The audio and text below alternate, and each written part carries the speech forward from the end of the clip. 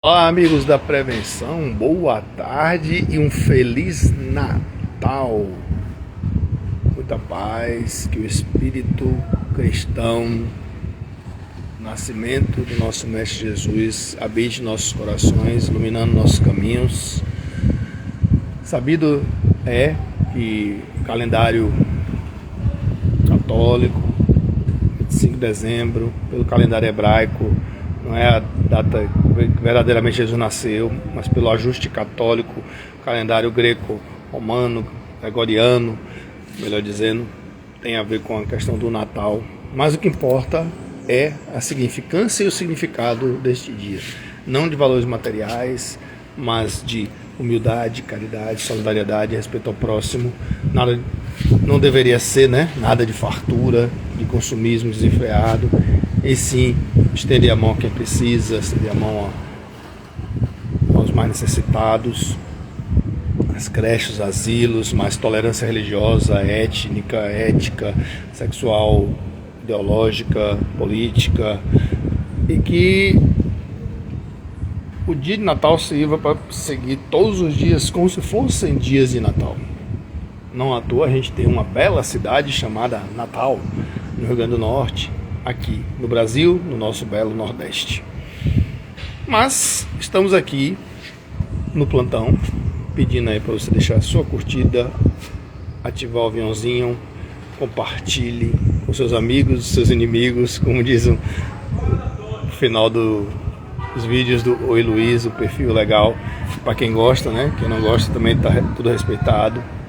Então, quando eu falo cristão, é um momento de congregação, de confraternização, independente de sua religião, bandista, católico, espírita, messiânica, evangélica, o que for, ou ateu. É um momento de congregação, de reunião, com menos celulares e mais olhares, com mais pontes e menos muros que nos dividem. E falando em ponte, vamos começar falando aqui uma abordagem rápida aí, o que aconteceu aí nesse desabamento na ponte ali sobre um rio, no estado do Tocantins, na proximidade ali com a parte do Maranhão.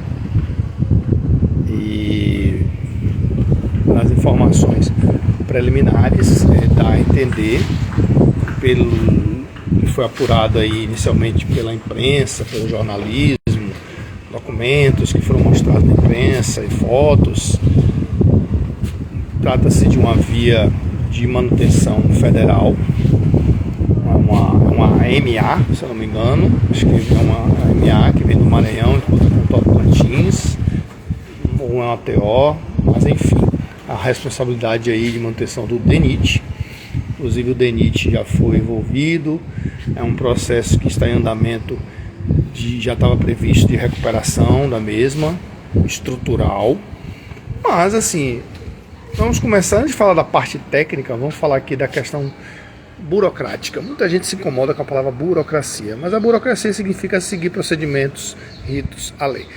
Ela ser mais ágil ou mais letárgica no Brasil e outros países, isso é uma questão de ajustes de procedimentos, principalmente situações envolvendo probidade administrativa, questões públicas, que tem que ter lisura, transparência, tem que ter economicidade, para que o dinheiro público seja bem aplicado de uma forma eficaz e eficiente. Por que eu estou falando tudo isso? Porque as empresas que foram participar do processo de licitação, pelo que foi postado na reportagem, não estavam aptas a ganhar até então o certame para poder fazer a devida recuperação. Mas vamos para a parte técnica. Manutenção. A importância da manutenção. Manutenção se divide basicamente em preventiva e corretiva. Existe uma terceira via aí chamada preditiva, que é mais usada na área de mecânica, ou danos, polias, correntes, é uma preventiva mais específica para evitar problemas maiores. No caso de pontes, viadutos, mas estruturalmente são muito parecidos, quase iguais, mas as funcionalidades são diferentes. Pontes cruzam acidentes geográficos, como lagos, lagoas, ou mesmo rios, dependendo do tamanho. E viadutos, digamos assim, são pontes que cruzam outras vias, somente em ambiente urbano. Mas o que vem ali? A importância da manutenção, a cultura prevencionista, que é muito precária e pouca no Brasil. Dá para observar porque o barato sai caro. Muitas vezes a gente tem uma cultura aqui no Brasil, infelizmente, sair do Oiapoque ao Chuí, de leste a oeste.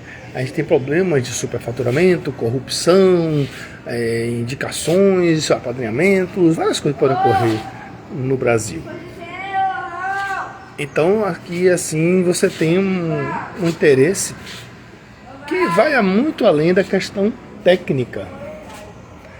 Então o que você pode fazer nisso aí? Corrosão, oxidação, que a gente costuma falar aqui, né? A parte de oxidação, a famosa ferrugem, juntas de dilatação, o leito carroçável, a base, tudo isso aí para poder garantir uma estabilidade, uma segurança para o usuário. Normalmente são feitas para pedestres também, não só apenas para carros. Seu cálculo é baseado em estática das construções, aqueles conceitos de trem tipo, né, que está na época da faculdade aí, deve ter lembrado, os movimentos de carga de estática e dinâmica, porque pode ter engarrafamento também numa ponte, as variações de veículo que se pode ter de vários tamanhos, várias situações, tem que ter acostamento. Muito se discute aí, principalmente aqui na Bahia, está se falando aí da ponte Salvador-Itaparica, o pré-projeto aí que passou numa animação gráfica aí publicamente, parece que não tem acostamento. É estranho isso aí. Toda ponte, viaduto, tem que ter acostamento para poder, em caso de problema, de um carro quebrar ou de uma emergência, ter uma opção, uma alternativa, uma baia segura para as pessoas estarem de forma a atender suas necessidades. Mas é importante a gente estar chamando a atenção que todos os equipamentos urbanos, chamadas de obras especiais, precisam de manutenção. Precisam de manutenção preventiva, tem que estar sempre, de tempos em tempos, de acordo com as normas técnicas vigentes, com a legislação vigente, estarmos sempre olhando o que a gente pode se antecipar que pode ocorrer ao longo de certo período. E as corretivas são aquelas que você tem que já corrigir, e geralmente o corrigir é mais caro que o prevenir, isso aí é fato. Mas quando se envolve com dinheiro público, parece que a gente deixa as coisas chegarem ao limite. E o que vem a ser limite de uma estrutura? Estado limite último, estado limite de utilização. O nome de estado limite de utilização está mais ligado ao fato de você usar o equipamento, de você ter o desgaste devido ao uso dele. Assim, uma torneira, a gente chama vulgarmente aqui de registro do chuveiro, registro da torneira, vai tendo desgaste, a borrachinha vai embora devido ao abrir e fechar. Isso é desgaste por uso. Mas tem também o chamado estado limite útil, que é o que? A fadiga natural do próprio material, da própria estrutura que precisa ser substituído. Normalmente um está junto com o outro. No caso de pontes, viadutos, obras de equipamentos especiais, incluindo túneis, barragens, que são obras que exigem um know-how mais especializado, uma mão de obra mais especializada e qualificada, a gente precisa estar atento a uma tabela de acompanhamento disso aí, e com certeza os órgãos têm, os órgãos o fazem. Agora, com que eficiência, com que cuidado, com que periodicidade, aí isso pode variar da gestão federal, estadual ou mesmo municipal. Mas o importante é que o barato não saia caro. A gente não espere. Quanto mais se chega ao limite, mais caro vai ser a sua recuperação. Até o caso que chegou aí de um desabamento que vai ser necessária, com certeza, a implosão do resto da ponte e a execução, a construção de uma nova ponte. E a importância de uma ponte é justamente encurtar caminhos para evitar caminhos mais longos, mais dispendiosos, que levam ao custo maior da operacionalidade, o escoamento da produção. Isso tem impacto direto na economia, no preço das coisas e também, claro, o risco de acidentes, porque quanto maior o caminho, mais exposição ao risco e você tem mais acidentes. Saindo da ponte para o ar, mais um avião de pequeno porte, caiu, e as informações preliminares chamaram a atenção aí porque ele decolou e 10 minutos depois, aproximadamente, ele caiu. Tava a questão de mau tempo, sim. Questão de mau tempo, tem a liberação da torre, lá se avaliar as corresponsabilidades, porque o piloto ele não decola sozinho, ele tem que ter autorização para decolar, tem que ter autorização para pousar. Então, se ele decolou, partimos da premissa que ele teve autorização para decolar. Mas estava mau tempo, e ele decolou. E por que caiu 10 minutos? Trabalho aí para perícia, para as investigações, para o CENIPA. Mas assim, a grosso modo, observando outros acidentes que ocorreram logo depois de decolar, isso aí está com uma coisa muito de cara de problema de manutenção. Um avião que não tem caixa preta. Muito estranho. Por que nem todo avião tem caixa preta? Qual a capacidade que nós temos de aprender com os erros ou com os acidentes, mesmo com os acidentes, para investigar e evitar novos? Vamos investigar. Avião, quando cai, dificilmente tem sobrevivente. Foi o caso desse.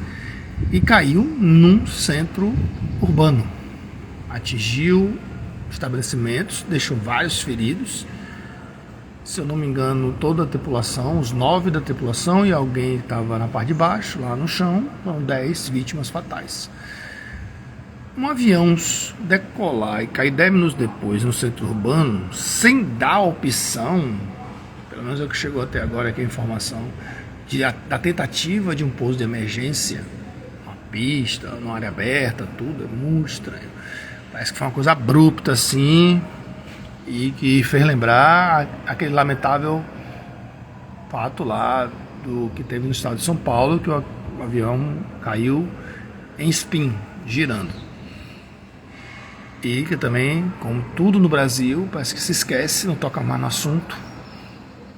E também tem o prazo também dos inquéritos, dos laudos, que muitas vezes são demorados, são minuciosos, tem laboratórios que estão investigando, para chegar a uma conclusão final. Então, às vezes o barato sai caro, a pressa é inimiga da perfeição e a pressa custa caro. Por que não jamais aqui culpar as vítimas, botar a culpa nas vítimas, jamais isso, mas é uma pergunta que quer para o usuário. Por que não pegar um avião comercial, um avião de mau porte, de maior resistência às intempéries? Eu, particularmente, tenho uma certa resistência a esses aviões pequenos. Eu lembro aqui do caso de Marília Mendonça, lembro aqui daquele cantor da música Jennifer, lembro do Mamonas Assassinas, lembro vários casos aqui de coisas que, pela agenda apertada, pelo atendimento das necessidades, esse avião ganha agilidade e rapidez, mas são muito vulneráveis para mau tempo. E no meio das vítimas aí tinha empresário, tinha pessoa em condição. É lamentável, muito triste. E o último caso aí também, que se refletir também, todo acidente é passível de investigação, de reflexão, de análise, e a gente fica mais atento às nossas escolhas. E também tem coisas que parecem que fogem completamente ao nosso controle, como foi o caso aí desse acidente em Minas Gerais, que um caminhão aí perdeu o controle, parece que estava com uma carga, essa carga aí teve alguma perda de estabilidade e que levou a uma colisão frontal aí com um ônibus que veio a pegar fogo, incendiou e, lamentavelmente, tristemente, carbonizou um ônibus que estava indo para Ipiaú, na Bahia. Teve várias vítimas baianas. Muita força e consolação a todas essas vítimas aí fatais, muita força para as famílias, que tem uma pronta recuperação dos feridos. E essa questão desse último aí mostra o quanto a gente está vulnerável nas estradas, os cuidados que a gente tem que ter, por mais que a gente dirija certo, a importância da programação. Aqui, claro, eu estou falando para condutores, de preferência que tenha 2 motoristas, um descanse o outro, principalmente viagens longas, essa época de feriado, festas, está todo mundo com os horários, ansiedade, expectativa, ônibus extras nas rodoviárias para atender às necessidades e, claro, o lucro dos empresários, mas também principalmente atender às necessidades das famílias. Longe de mim aqui estou falando que a culpa é disso, mas as estradas estão mais carregadas, as pessoas estão com mais pressa, as pessoas querem atender suas entregas, suas demandas, suas compras, suas entregas, suas reformas. Uma época muito comum de reforma, de construções também, virada de ano. E as estradas tem algo a mais aí, que é o tamanho das coisas, o tamanho das pistas, a largura das pistas, as velocidades são maiores, o menor erro que se tenha, e quando eu falo erro, embora a grande maioria, 70% é falha humana, tem muita parte de falta de manutenção. A gente não tem interesse aqui em fazer manutenção preventiva antes de sair, óleo, pneu, fixação das cargas, se houve má fixação das cargas. Interessante aí, o que me chama a atenção aí na reportagem é que o caminhoneiro fugiu, não sei se isso é uma forma de admissão de culpa, de falha humana ou de responsabilidade, ao medo das consequências, reações, mas enfim. Não sei se já se apresentou para dar depoimento, mas a questão é assim, as estradas, geralmente, elas exigem da gente, é claro que sai um pouquinho da questão técnica, mas a gente tem que ter monitoração, pedir proteção, pedir luz, porque a gente não sabe quem está do outro lado, quem vai vir no sentido do cruzamento da gente. Tem pessoas atravessando a pista, tem pessoas se jogando na pista, muitas vezes despretensiosamente ou intencionalmente, tentando obter um resultado de suicídio. Tem pessoas aí falando ao celular em pistas, a questão das condições das pistas, animais nas pistas. Então você não pode andar devagar demais, você tem que andar na velocidade segura. A importância do planejamento, a gente chama isso de rotograma. Rotograma é quando você faz um planejamento, onde é que vai ter um posto, se você tiver uma necessidade de emergência, vai ter um hospital do caminho. Hoje em dia, gente, você tem um recurso aí de Waze, Google Mapas. Antigamente tudo era no papel, até os anos 80, 90, tudo era na base do papel. Hoje em dia tudo tem aí na internet, às vezes o sinal some, mas você tem uma noção para onde está indo, para onde você está vindo, o que pode ter no caminho, aquele posto mudou de bandeira, mas é um lugar que eu posso dar uma pausa, lugar de uma forma segura. Estou falando aqui de uma maneira geral, independente das causas desse acidente aí, que vão ser investigadas, apuradas, mas nessas épocas agora de feriados, feriadões, muito cuidado nas estradas, esteja bem para dirigir, não esteja à base de remédios, por mais que ele não tenha contraindicação. Tem gente que tem sono com alguns remédios, outras não. Uma medicação controlada a gente evita, ou dá para outra pessoa dirigir. Mas estrada é algo muito certo. Não pode dirigir com muito medo também, que ele nos engessa. Mas é importante que a gente tenha muito cuidado. As causas desse acidente aí do caminhão mostram que a gente é muito vulnerável, são várias vítimas de uma vez só. E tem que tomar muito cuidado mesmo. Todo ano é isso, infelizmente. E isso não é só aqui, é no mundo inteiro, não é só no Brasil. Tem lugares aí do leste africano, com o oeste asiático também, que a precariedade, o sucateamento dos veículos é muito maior. Mas a gente tem que se cuidar, com cuidado, planejar, organizar, pensar no plano B, plano C, o que é que pode acontecer. Vão chamar você de medroso, vão chamar você de paranoico. Não, você está sendo apenas prevencionista. Então a gente aí tenha um final de ano com muita paz, com muita tranquilidade. Se planeje, mesmo no lazer, não abra mão da segurança, mesmo no lazer ou na descontração nas férias.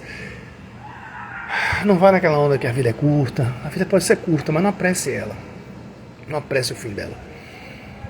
O medo faz parte, o medo nos protege. O que não pode é o medo paranoico, que é engessante.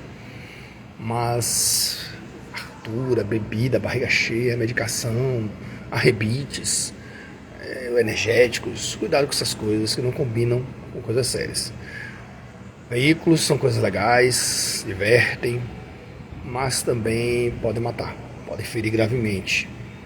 Assim como vale também os cuidados nas praias, cuidados com banana boat, jet ski, respeitar os limites dados pela marinha, cuidar com as embarcações, revisão, quem vai pilotar, quem vai trazer. Eu estava vendo aqui noticiário de confraternização, teve um caso aqui que me chamou muita atenção, as confraternizações, que antigamente era muito abesca, carada para todo mundo. E eu vi aqui um noticiário muito estranho de entre um superior hierárquico e um subordinado que tinha uma relação boa na empresa, estavam muito bem, eram chamados de amigos, trocaram presentes, está gravado nas imagens em algum lugar aí do Brasil, e numa confraternização o superior, que era parceiro dele, disse que seria a última confraternização dele, que ele estaria desligado porque esse outro era muito caro. Não sei até que ponto isso é assunto para se falar em confraternização para um amigo, que dizem que eram amigos. Não sei se estava envolvido na história aí consumo de bebida alcoólica, não sei. Eu sei que isso acabou em discussão, e esse que foi demitido, digamos assim, na confraternização, quebrou uma garrafa de vidro e enfiou esse amigo. Tentaram socorrer, levar, mas ele não resistiu e veio a óbito. Uma confraternização. Então você vê como é que está a mente das pessoas no Brasil, no mundo de hoje. Prevenir sempre. Um grande abraço a todos, boas festas, feliz Natal, e a qualquer momento a gente pode vir com mais um plantão da prevenção da Influenza Engenharia. Vou deixar esse vídeo aqui disponível também no nosso canal no YouTube. Estamos com 124 inscritos, nos ajude a subir esse número de inscritos. Nossa próxima meta é 150. E aqui também, mais seguidores, disparem um aviãozinho, compartilhem com todos. Temos aí nossa campanha do Pix para ajudar com qualquer valor, para manter nosso canal, nossa energia, nossa alimentação, nossa busca melhor colocação no mercado, relocação, busca de melhor situação para pagar as contas. Então, assim, qualquer valor aí, Pix, a chave é influengenharia@gmail.com. Um grande abraço a todos, fiquem com Deus, um abraço. Obrigado aí por nos seguir, curtir e dar essa moral pra gente. Abraço, boas festas a todos.